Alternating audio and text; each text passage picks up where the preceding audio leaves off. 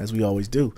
What's up, beautiful people? Games Music Life podcast, episode 73. 73? Yeah. Man, we close to 100, man. Man. I'm still trying to think what we're going to do for 100. We'll think of something. Yeah. We'll think of something. We got some time. We got some time. We do have some time to go. But it's coming. Yeah, definitely it's coming. But yo, I'm your residential gamer, Nadir. This is Kev, man, the breaker of chains, the finisher of games, and the reviewer of them things. Don't forget that. Don't forget it. Yo, so what's up? We got a lot to talk about today, man. Big week and everything going on. Couple letdowns, couple updates. You see Big Byrie down in the corner. Big game last night. We'll get into that as well. All right, man. It's like we always do. What are we playing? I actually started playing Witcher 3. I almost finished Uncharted. I'm about a quarter away. I'm almost done with that. Prey, I still haven't finished that. Still haven't went back to that. You gotta get to it, man. I know. Yeah. You know what it is? Like last week, I was just so busy. I was out your way last week too. Okay. Nadir had an AAU tournament. But so that's what I'm playing right now. And anything else am I playing? That's it. That's what I'm playing. I can dig it, man. I finished Prey for the second time, man. 17-hour run through was better than the first. Okay. And then got back to that 2K, man. It was only so long I could leave it alone. You know what I'm saying? Prey was a nice break, but it was time to get back to business. Yeah. Okay. That's what's up, man. All right. And we still waiting too, man. I know. You know Listen, I'm gonna tell you like this. The last time I came to the gunfight with you in 2K, I came with a knife. You had a gun, and I got beat up on. So I know how to listen. I know how to get right. I'm going back in the gym. I'm doing the Rocky regimen. I'm running through the snow. I'm carrying the logs, and then I'll come back. We'll get it in. We ready, man. We ready over here. All right, man. So first news we got, man. Dragon Ball Xenoverse 2 is coming to the Switch in fall 2017. Are we serious? Yeah, I mean, this is the only news I can find about the Switch. You know what I'm saying? This is technically Switch is dead week 3. Every week we try to bring some Switch news, and the finesse is real. There's nothing really there. You know what? I mean, it's a good game. I've been meaning to buy Xenoverse 2 for a long time. It's like the price just will not come down for some reason. But I mean, hey, that's exciting. I mean, they're getting it a whole year after it released or whatever. But a whole year. I guess. And you're right. It is a good game, but it's a year too late, man. And that's what I'm trying to understand. And one thing about they can finesse it with the Wii. The Wii U. The Switch is that it is portable. Yeah. Well, see, that's what I'm hoping. Maybe going forward, they'll start getting those titles on time. And I think that those Dragon Ball titles, they would be good for the Switch. I think that would be, good for all players who are rocking with the Switch. Yeah. But, of course, we got to wait for it to come out, just like anything with the Switch. Right. Yeah. I wonder if it's ever going to get on par, like you said, with where it'll come out on all systems and Switch at the same time. I don't know, man. With the look of the Scorpio about to, drop and bump it on up, and then PlayStation 5 rumored to be about to drop and bump it on up too. I don't, devs are gonna have to take that next step there. Mm-hmm. So the Switch's life cycle might run into some walls there. Run into some brick walls. I think it's here, man. Like we both talked about it. They can come out with the first party titles. They'll be all right. They can't get those out fast enough. No, they can't, bro. They had the Zelda, and they still ride on Zelda, man. And they're everywhere. If you want to Switch, they're everywhere. Oh yeah, they're everywhere. All right, sorry, man. Enough of our Switch slander. Jane here to defend it. Week 3. Yeah, week 3. Yeah, there you go. So all right, so man, it's a little bit of bad news. Well, not bad or good, but Red Dead Redemption was delayed till 2018. I'm gonna post a couple of screenshots that were released for it. Yeah. The game looks amazing. Looks pretty as heck. It does. But I'm okay with games being pushed back. How do you feel about it? Listen, man, in Rockstar we trust. If they say it wasn't ready, then it just wasn't ready. It's not ready. And we'll patiently wait till 2018 to play this game. Absolutely. Because I know when it comes out, it's gonna be fantastic. Absolutely. They said spring of 2018, so good ways to go. So probably about a good year away. That's all right, man. Get it right. I'm okay with that, man. There's gonna be a lot to play within that meantime. And right now, everyone's getting real hum about everything. We're about a week away from E3, so everyone's just quiet right now, man. I completely forgot about E3, man. Yeah. Next week. Let's see. Oh, wow. Next week. Really? Next week. Absolutely. Next week. I think. Well, now I think about it. Shoot, I think this weekend is this weekend the press conferences. Could be. I don't know. All right, because the press conferences are on the weekend now, so I'll definitely look into that. I don't fact check, so I don't know, but everyone's being quiet about everything right now, so. I think E3 is going to be a little bit of a letdown this year. I definitely think it is. That's why we didn't go. Yeah, I mean, with it being open to the public, and we're a little bit elitist in the fact that we didn't want to mix with the common folk. Oh man. Yeah, I said it. But no, it's going to be packed, dude. It's going to be completely packed, and standing in line for games and everything. It's fun, man. It's a good experience, and it's just I don't think it's going to be good this year. And plus, everyone's moving everything away from E3 and doing their own thing. Yeah, that was really kind of the biggest part for me. It was like, hey, listen, it seems like all the big titles have already been announced, or they just moved away from E3 altogether. But Switch, they've got a chance to come back alive. Yeah. I mean, at this point, Nintendo need to do their own thing, too, because that's pretty much what everybody's going for. Yeah. Is to see what Nintendo got in tuck. But they already said they're not going to have anything but Mario Odyssey. That's painful. And that's painful. But last year, they're trying to go on the coattails of last year. They only had Zelda. So hopefully, they try to repeat everything this year. Bring Zelda back. Like, hey, man, go play this in Target or come to E3 and play it. Right, exactly. All right, man. So games with gold were announced for June. They're going to be Watch Dogs for the Xbox One, Assassin's Creed 3, and Dragon Age Origins for the 360. That's pretty solid. Solid month. That's pretty solid. Yeah, I'm interested to play Watch Dogs. Yeah. I didn't play it when it first came out, so I'll definitely download and check it out, see what it's about. Yeah, Watch Dogs is one of those games that was so hyped that when it came out, I was tired of it. It looked good on concept, but I felt like it could probably get boring after a while. Yeah, and even Watch Dogs 2, which came out this year, looked good too. But once again, the hype was just there. It came and went. I didn't see anybody playing that. Right. I didn't see anybody playing it when it came out. Yeah, that's what. Yeah. Wow. Yeah. All right, so those are the games there, man. So one thing that did get launched today, I haven't had a chance to look at it yet, though, was the Microsoft Game Pass. It actually started today for people that were in the gold members. Started today. It goes for everybody June 1st. So it's got 100 titles at launch, $9.99 a month. So basically, this is kind of like the GameFly or Netflix of gaming. You play a game. Once you're done with it, you can put it back and then borrow another one. How recent are these games going to be? Now that I don't know. Now it had on there. It had a lot of the first party titles, so I'm sure they definitely have those like Halos and Gears of Wars and things of that nature. But as far as the other titles, I don't know. So I don't know if it's going to be new titles you can do it on, or would it be just older stuff? I don't know. I mean, 100 titles, man. If they're giving us a bunch of 360 titles, it's going to be like, yeah. And are they trying to phase out games with gold now? I hope not, but it sounds like that's what it is, though. It does kind of sound that way. It does. It sounds like they're trying to replace the games with gold with this program, trying to get us to pay more. Exactly. Yeah, dang, that is going for the bag because you're already paying $59.99 for the year. For the year, yeah. And then you go back. They want another 120 on top of that. They got to make that a little better. Yeah, you got to make this right, Microsoft. Yeah, you got to make this a little better. Or at least give us some clarification on what's happening with games with gold. Hopefully, those games will continue to come and not suck. Yeah. But if the quality there drops off, man, I might not renew my my Xbox Live. It's getting iffy, bro. I got to be honest with you, man. I'm at the point where I'm waiting for E3, waiting for Scorpio to give me some great news and us to come from there. But I haven't turned my Xbox on. I don't even remember. Yeah, I turned mine on the other day and it said my goal is about to expire. I think it expires June 6th. Oh, really? Yeah, I've been on the fence. This is the week then. Yeah, I've been on the fence about whether or not I'm going to renew my my Xbox Live because I don't play it. The only thing I do is watch maybe ESPN and watch Netflix and HBO Go on there, but ain't no games cracking on that side. Yeah, that's the thing, man. The games got to come, and hopefully E3 gives us something. They tell us what's coming on. Crackdown's going on, and Phil Spencer, tweeted or talked about that. There's another big title coming from Microsoft they don't want to talk about. So hopefully, then there was rumor Scalebound's coming back. They're going to bring that game back too. So I don't know, man. Hopefully they can do something because anytime there's just a bunch of competition is good for gamers. And then we win. And I get to talk my stuff too. So I don't know. Man. I don't think they're going to come with any super fire titles. You don't think so? I mean, we just haven't gotten any super great titles in a while. I mean, Prey was really good. I enjoyed it, but I don't know that everybody's going to enjoy it. Mm-hmm. And just past that, what else has really been flames? Well, no, I don't know. I mean, at this point, you got to think some people got to come back. How long has Infinite been out? Infinite came out, 5-6 years ago? Yeah, they should come out with another one. Yeah, I mean, Ken Levine went to do a movie or something like that. Yeah. So maybe it's time for him to come back and do something too. Because, I mean, if you haven't played Infinite, that game was amazing. Yeah. The whole string theory aspect of that, we talked about it for a while afterwards. They might be done. They might be done with the BioShock series. I mean, Prey was pretty much an ode to it. I mean, if you played Prey, it was kind of like BioShock. It wasn't story-wise. It wasn't like Infinite, but just the gameplay and mechanics, to me, it just sounds. That's one of the reason why I like Prey. Yeah, it was because of that reason. But when you talk about it, that's what the thing about it is when we talk about I was in a weird place with gaming, and then it came. I played.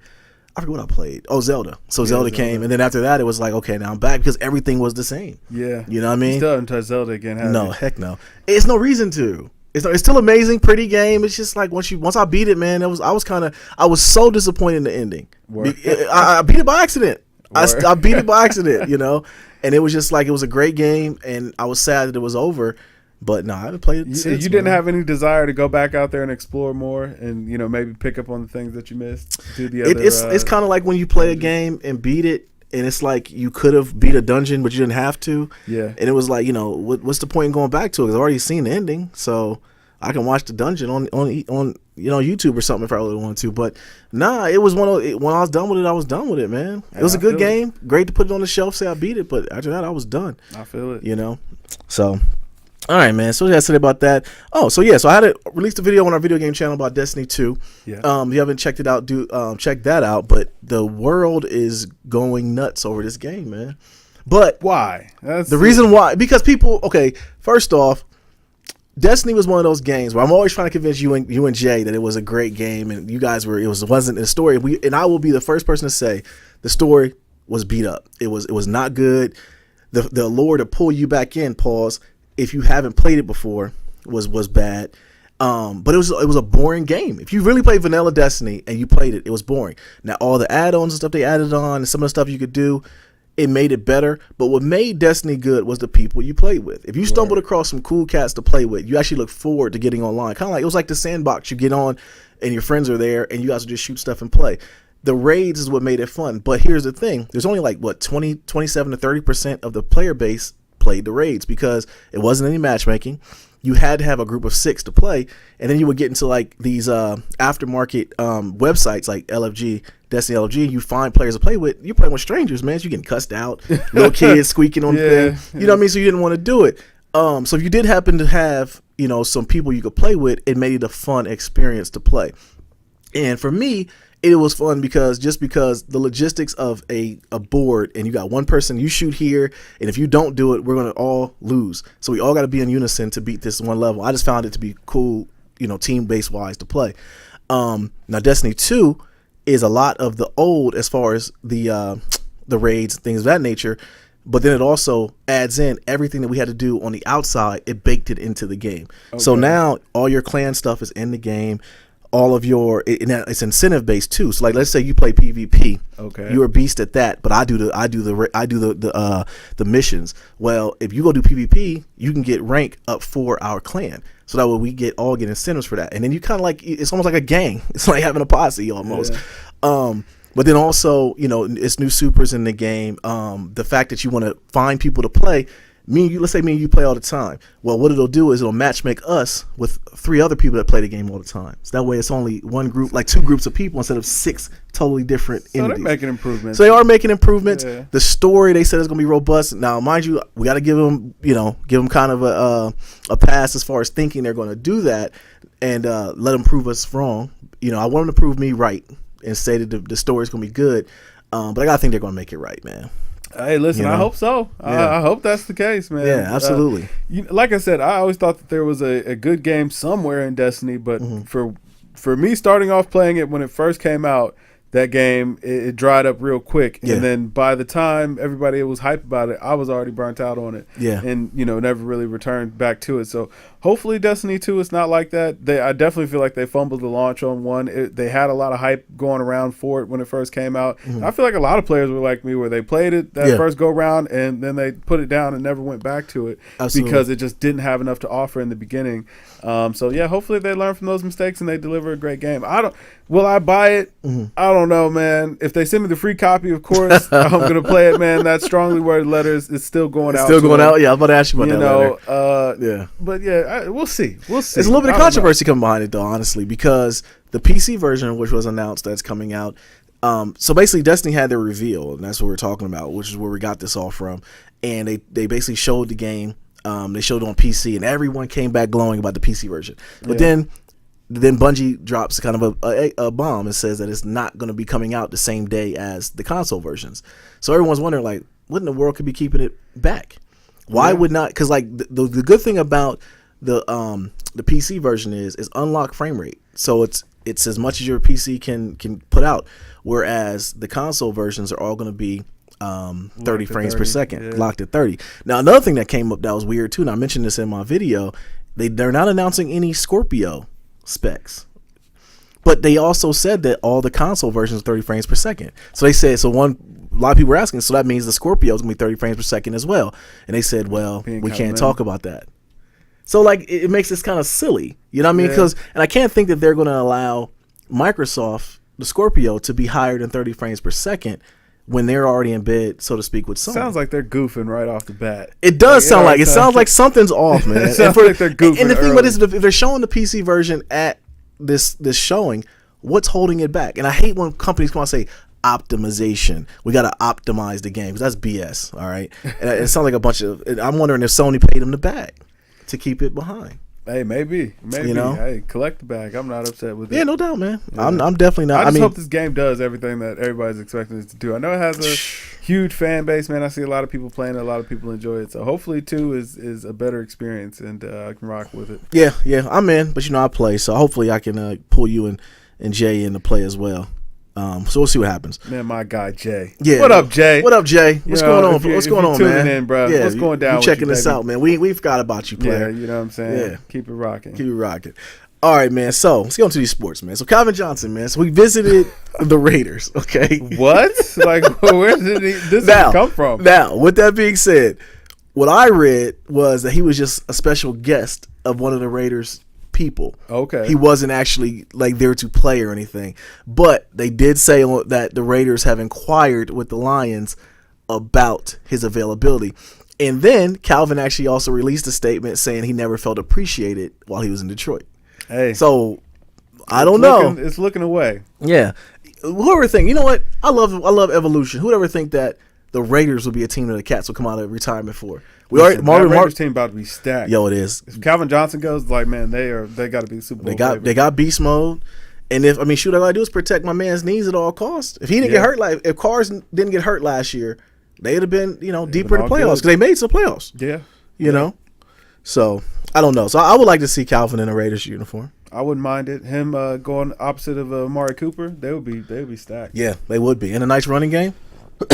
Yep. Yeah, no doubt. Just got Marshawn, and who was their other running back, man? They had a back that did real good last year. Because they let the one dude go, Martavis Bryant. Yeah. Let him walk. Had a little short dude. I forget his name. But yeah, they're going to be a monster, man. They're going to be problems. Yeah. Khalil Mack on the other side still. Yes, he's a beast. Around. Yeah. He's a beast, man. Yeah, Raiders would be somebody to look out for. Absolutely. I'm just ready for football to come back anyway. Yeah. All right, so speaking of football, man, NFL was there to loosen their restrictions on TD celebrations. Sometime. So, when you sent me this story and I read about it, I didn't realize it was as ticky-tacky as it was, man. Yeah, you can't do nothing. Yeah, you can't do anything. Yeah. You get a flag for everything. They should have been doing this. I mean, they criticize guys like my boy Chad Johnson and Ocho Cinco and Terrell Owens, for being celebrated. They were a little bit over the top. But it was all in fun. It made it fun, though. It did make it fun. How many times those celebrations actually made SportsCenter, man? All the time. Like, it was fun to watch. People wanted it. Absolutely. It was, when T.O. and them was going, it was like, you had to watch SportsCenter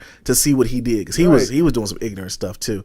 But I'm glad, the No Fun League, aka the NFL, they got to bring something to it, man. Because so they're about to go all out now next year. Well, I wonder, are we gonna get the next year? Are we gonna get the Key and Peele joint with the 3 thrusts? Oh yeah. I forgot all about that. Shoot. Somebody gonna do it. Somebody gonna do something, man. It's gonna be people gonna think about it. Yeah. But, the way you stop it, keep them cats out the end zone, man. Hey, exactly. I mean, hey, give the fans what they want. If that gets your team fired up that somebody, styled on you, even better for the game. So it's a win-win for everybody, I feel like. The NFL was being silly not having it around. Yeah, it's the Goodell factor, man. He came in with that whole Darth Vader regime and tried to, basically deal with an iron fist, which kind of they gave him all the power to do.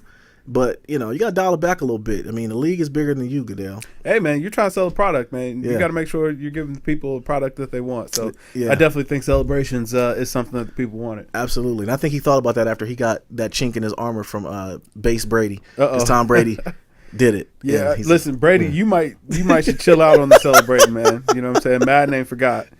I'm telling you, you're going to break the curse, man. I'm telling you. I hope. If anybody could do it, I believe it would be Tom. But I feel like the curse is going to come back with like tenfold vengeance on Tom. Man, that Madden curse is real, bro. Yeah. That Madden curse is real. All right, man. So NBA playoffs, all right? So the Cavs, they lost game 3. LeBron was in the sunken place. I'm convinced. The same Gatorade bottle that James Harden had in game 6, LeBron had in game 3.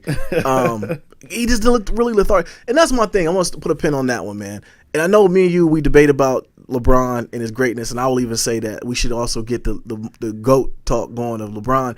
Stuff like that is what makes me wonder.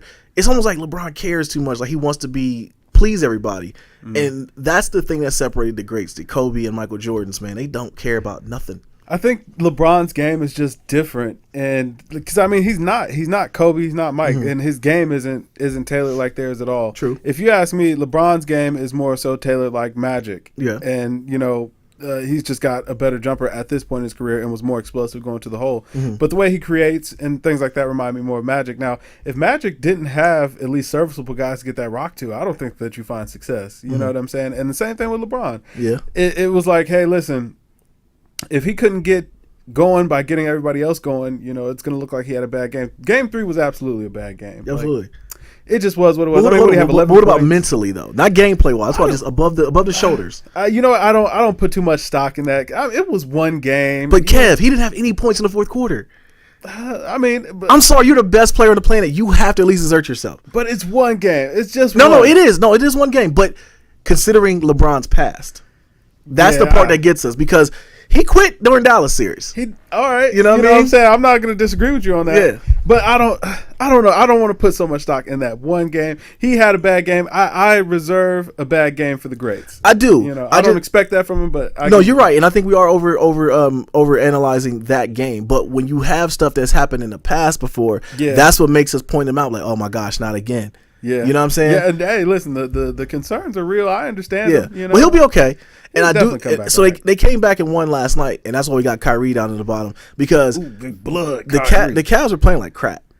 They were playing like complete crap, and that dude took over. You know what it was? The Cavs actually weren't playing too bad. It was just LeBron couldn't get going. That first half, he was awful. That first half. I mean, four fouls. 4 fouls early. He was like 1 for 7 from 3. It was like, and he just kept chucking them up there and just kept on missing. I'm starting to believe that LeBron may actually be a little bit injured. I don't think it's anything that would sideline him, but I do think that it's something that may be bothering him, either with shoulder or elbow. Richard Jefferson came out and said he was sick. Told him he was sick. So, okay, that makes sense. Hopefully that was it. But I will say, though, I do like the fact that it happened because Kyrie just took over. Yeah, he did. And up until this point, let's keep it all the way funky. Kyrie hadn't been playing well. He hadn't. You know what I mean? He started playing good at the end of game 3. And then in game 4, he took over. They needed him to. Yeah. Which and even when I heard the interview with Kyrie and they all asked him about it, he basically said he basically got not hipped, but the LeBron factor, bro. He gets out he's like, man, you playing with a guy like this, you end up watching him. Yeah. You know what I mean? It's like you wait for him to take over. You wait for him to do things. It's tough not to. Yeah, it is. It's tough. And he was like, man, I just had to just be aggressive. And that's the thing where I think, the team, their team is still kind of gelling at perfect times. They don't know when the other person to take the back seat, the other person to take over. I just think the team will be much better when Kyrie is aggressive from jump and just goes, because who can guard Kyrie? Only person that can stop Kyrie is Kyrie. Yeah, you know what I mean. He dribbles the leather off the ball, and he becomes more of just basically coming to tyrant to his own self. When he becomes aggressive, LeBron's gonna get his. Yeah, he plays a type of game where he doesn't need the rock. He will get off just watching you get off. He's balling. Get him the rock. So I like the fact that happened. So I think that game happening last night actually was better for the team more than anything because Love's aggressive. I think that LeBron just has trouble taking the 2 seat on that team at any given time.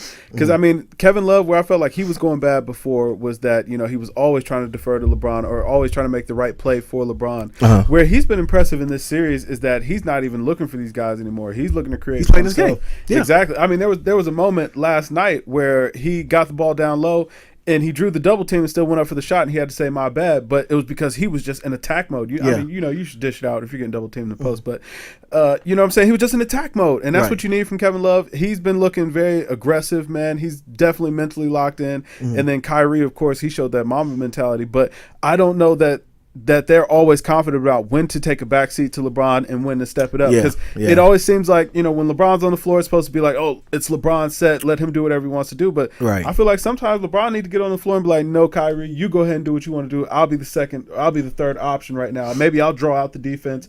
We'll try to, move the best defenders to me to create opportunities for you to score instead of, oh, listen, you can look for a shot. If you don't get it, kick it to me. Yeah. And that's been kind of the game that LeBron has been playing. So I think that they're still figuring that out. out, and it was more obvious in the second half of the season, in my opinion. And it's kind of rearing itself in these last couple of games with the Celtics. But I think that they figured that out. Yeah, they will. I mean, if Celtics are dead men walking, we know that they're not going to win this series. But I do think it's good for them to get these kinks ironed out, and also just learn how to play to each other still. Because I mean, these guys still haven't been together for a long time. It's their third season together. Yeah, so we'll see how that works out. But we'll see if it figures out, because they got a juggernaut coming in the finals, man. Golden State's just chilling.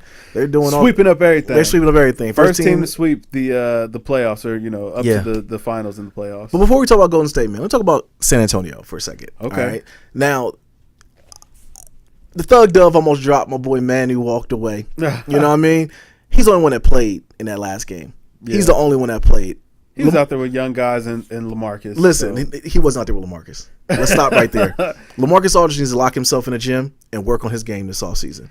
He needs to work on his game. He needs to work on when the double team is coming to anticipate it and make a good play. I don't know what in the world happened to LaMarcus Aldridge. In that system, he is a superstar role player. But if you ask him to be the man, I don't think that he has it in him with that Spurs team. Like he doesn't have the type of game where he can get the rest of the team going and just dominate the paint, or that 12 to 15 foot area. This game's just not there. He's the type of guy who, if Kawhi is on the floor, man, and he gets a good look, he can score those buckets pretty consistently for you. So do you think he needs Kawhi to be successful? He's good. He needs another superstar out there in order for him to be successful. I mean, you look at his time with the Trailblazers. I mean, Damian Lillard, that was clearly his team, and LaMarcus Aldridge looked really good out there, but it's because Dame could carry most of the load, and he could just shine when it was his time to shine.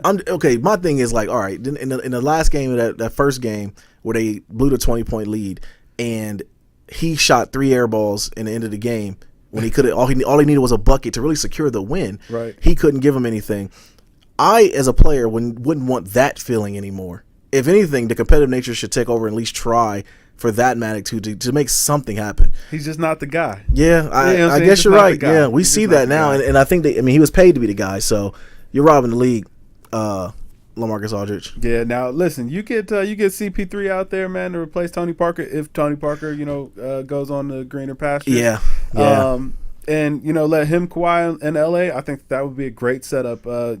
Chris Paul could definitely find a way to get LaMarcus Aldridge going, just like he could get Blake Griffin going, just like he can get DeAndre going. I feel like LA would be more of a weapon for Chris Paul, just because he does have a softer touch around the basket. So yeah, I think that'd be a perfect fit, man. That's the first time I've heard that one. I would like to see Chris Paul. And that's the thing about it. We've talked about it before, man. I can't slander him, man. It's like I want to, but I can't, man. Right. I want to blame Blake and DeAndre's lack of shooting. I don't know. But Spurs be all right, man. I hope Manu doesn't walk, but if he does, man, first ballot Hall of Famer. Absolutely, man. Yeah. He was out there. To me, it seemed like he was out there playing like this is probably it for me. Oh, I mean, the way he smacked and denied a Harden shot in that overtime, man, that pretty much clinched that series for him. So.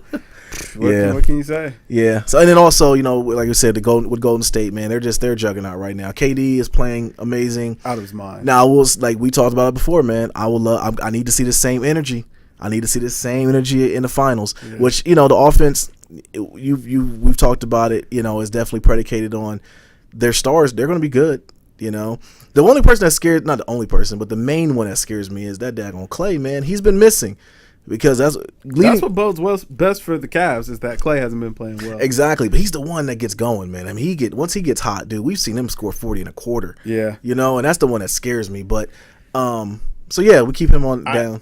I don't even think that he really matters that much. I was looking through the series, and I actually took some notes, man, just for this segment, man. Do you realize KD for that series averaged 28 points per game, 7.5 rebounds, 4 assists, was shooting 60% field goals and 40% from 3. Steph, on the other hand, was averaging 31.5 points, 6 rebounds, 5 assists, was shooting 56% from the floor and 46 from 3. That's ridiculous. Now, see, that right there is what's, to me, putting a pin in.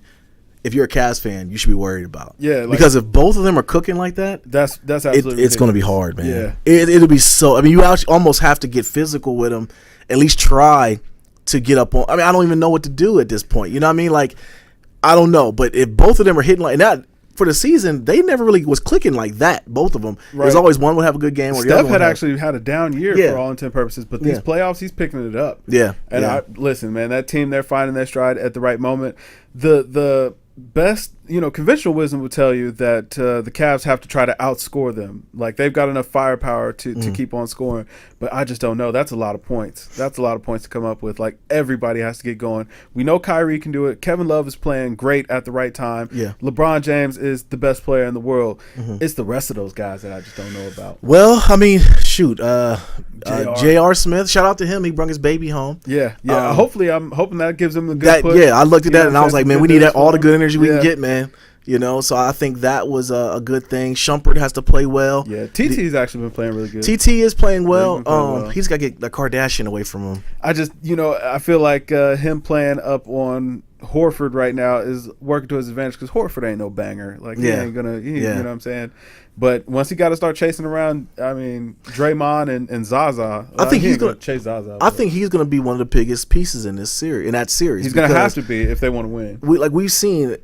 Golden State kills you on second chances, man. They do. They get you, and at one point we were watching San Antonio. They got like 3 offensive boards in a row, and then it was a dagger 3. And you just felt so bad from. You can't give them those chances. No, you cannot, because they're going to go down. Yeah, like you said, they're shooting 50% from 3. Yeah, that's ridiculous. Jeez, man. KD's shooting 60% overall in that series. He's super efficient. Like, right my now. God, that means it's more than likely going to go in. You know what I'm saying? But he's the one player I will say, man. I will watch a person shoot, and I think it goes in every time. Like, him this entire playoff stretch, man, he's really been phenomenal. I feel like he's kind of been going overlooked, but like the dude can just score the ball however he wants. Yep. That last game he was 10 for 13. Yeah. Like, come on. Yep. Come but on. like I told you in our chat though, it means absolutely nothing until it's done against LeBron. Yeah. LeBron's got a tall tree to climb because, like we were talking about, man, the whole LeBron owning KD, I don't think that factors into this series. Just because this is a different team, this is a different KD. No, you're right.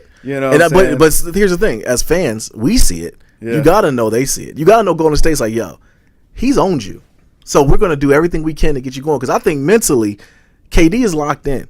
You know what I'm saying? But mentally, you can revert back to those old habits, and that's the thing where I think it has to come from. And as LeBron, I'm thinking like he's gonna go in like, man, I own this dude. Man, they better hope so. They better hope. That's why I can't wait for it to happen.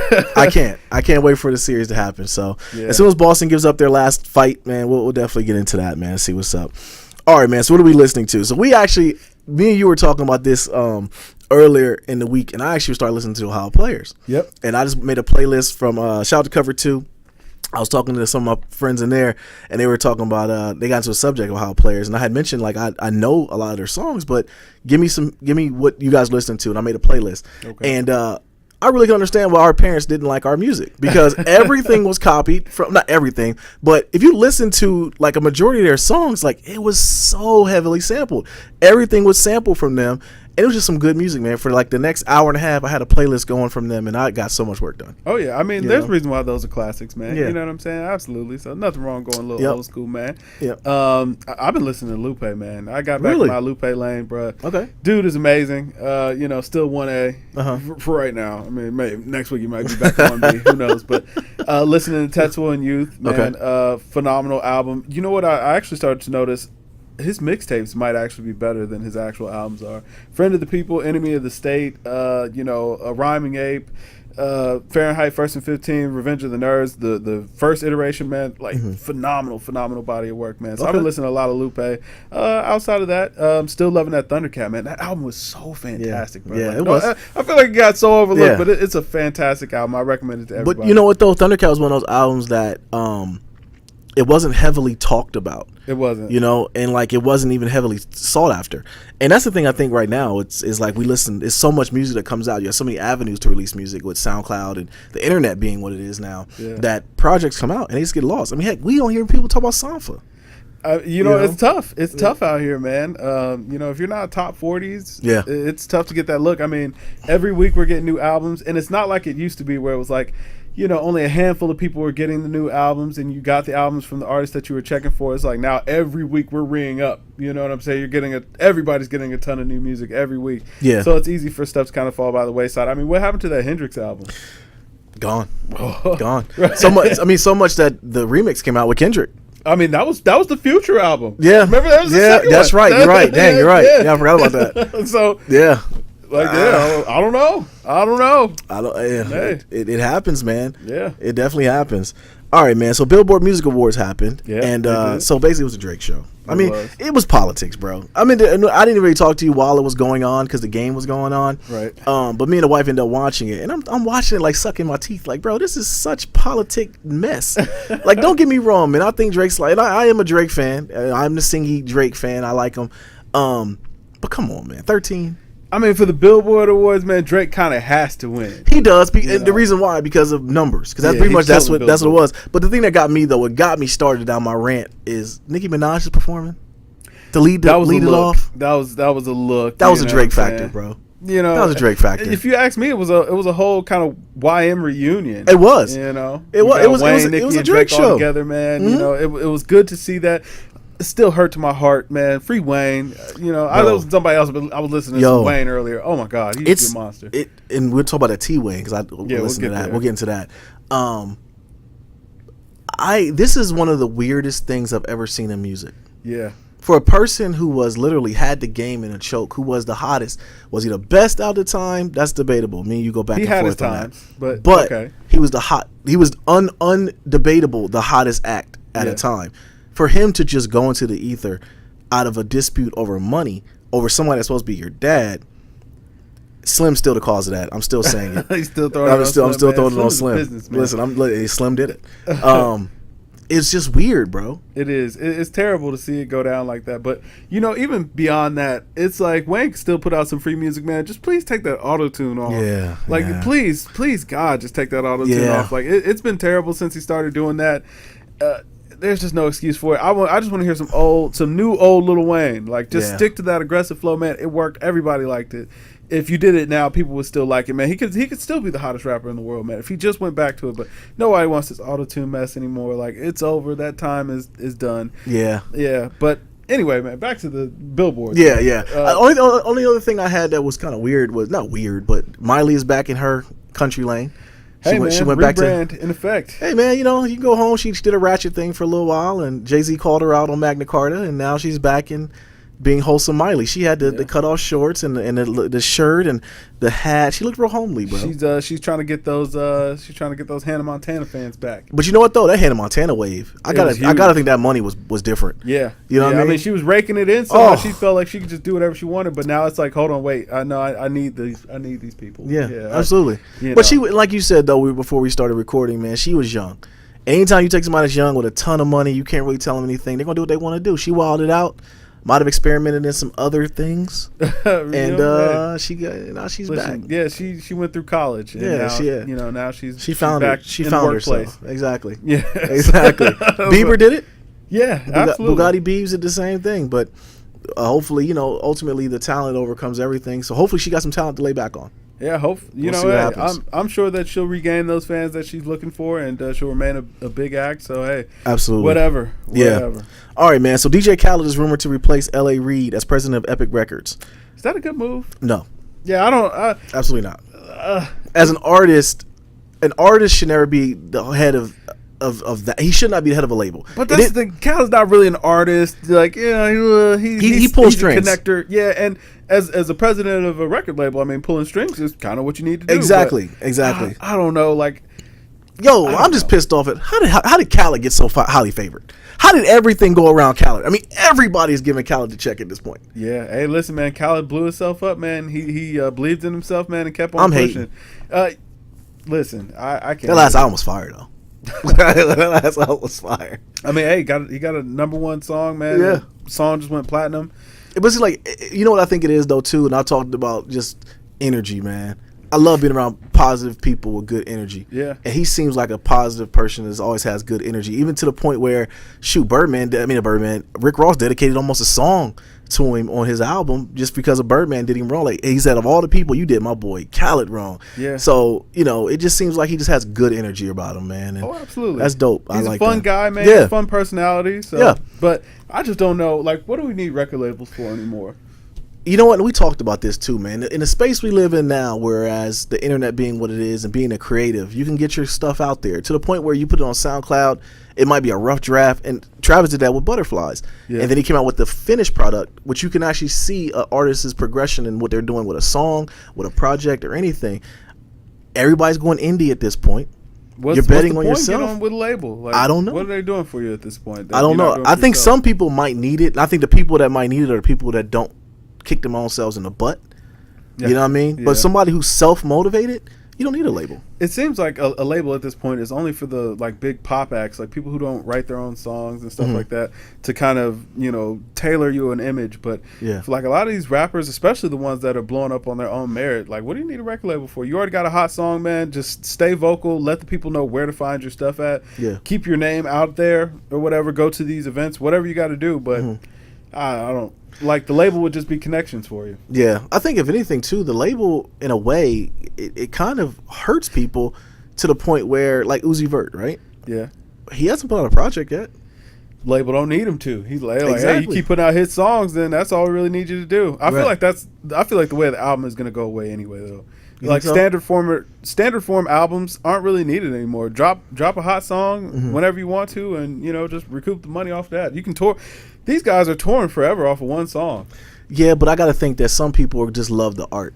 And that's the people that I think is going to have longevity in music, like your Beyoncés. And I mean, people that are timeless at this point. Beyonce is going to be, when she goes down, she's going to be probably the best female artist of all time. Yeah. Because, and I think when you listen to her music, I believe her. You know what I mean? And women believe her. You know what I mean? Like, she puts together a nice body. She does, but you actually believe that that's her life, or you believe that she does it because she loves doing it. At this point, she probably makes money off touring, of course. Right. But, you know, she just seems like she loves music. But like guys like Uzi, you don't need an album from this guy. Lil Yachty, you need an album for what? You know what I'm saying? Like, it just throw out music whenever you feel like it, man. For those guys, gravitate to it. For those guys, just get a song, because the kids love those guys. Even a rapper like Jay Elect.